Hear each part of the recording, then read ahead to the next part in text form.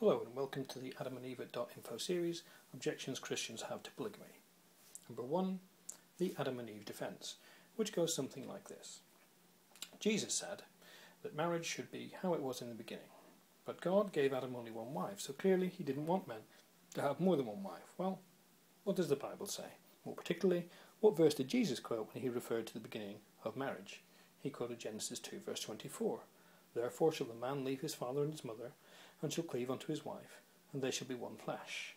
Now note that it's not a reference to Adam's marriage, it's a reference to a one flesh principle, a rule, and concepts given at the beginning.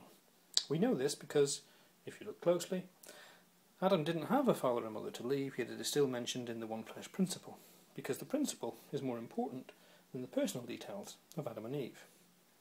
Also, the suggestion that Adam and Eve's marriage would be an example whose details should be copied would be a curious suggestion, and we can see that by applying those details as if they were rules for all marriages. If we had to follow Adam and Eve's example in marriage, we couldn't choose to be single because they couldn't choose to be single. We couldn't choose who to marry because they couldn't choose who to marry.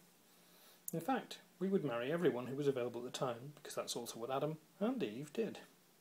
And not only that, we'd only get married while naked to someone who was physically perfect and who had not yet sinned. And if you like the sound of that idea, think also that men could only marry women formed miraculously from their own ribs. Now that might be considered a bit limiting.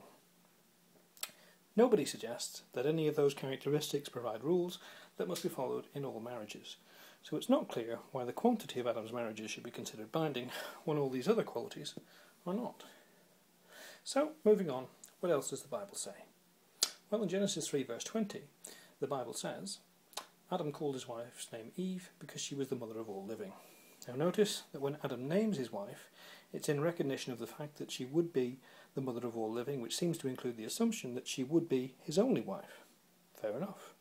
But again, if Adam's example in this was a rule that everybody had to follow, then all second marriages would be banned, including those who remarry when their first spouse dies, or those who remarry after a biblical divorce. Now this used to be taught by prominent churchmen 1,000 years ago, but it contradicts clear biblical teaching that, for example, widows can remarry, as the Apostle Paul said in 1 Timothy 5 verse 14. Therefore, I want younger widows to get married, showing that second marriages can happen, and that Adam's intent to marry only one woman is not binding on everyone. In fact, when Jesus was talking about this subject, he was actually talking about divorce.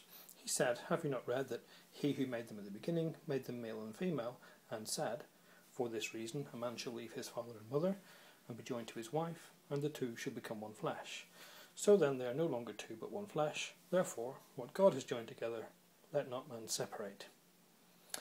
That he who has made them at the beginning, and the and said, show that the person who made this statement wasn't Adam, it was in fact God. It was God's rule that people were breaking with unjustified divorces. God made the one flesh comment, not Adam, and he sets the rules. In summary, what does the Bible say about marriage? Well, through this it says that Adam and Eve were joined together in marriage by an act of God.